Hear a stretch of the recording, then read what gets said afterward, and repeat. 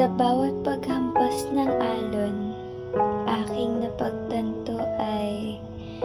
kay bilis ding mahampas ng alon ang aking sarili.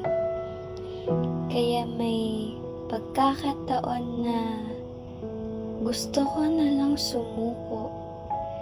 dahil hindi ko na kaya ang malalakas na alon, na kahit ako'y humingi ng tulong ay walang makakarinig sa aking daing dahil ang alon ay dinala ako sa dulo ng dagat na kahit sino ay hindi maaabot. Imposible na ako'y maligtas dahil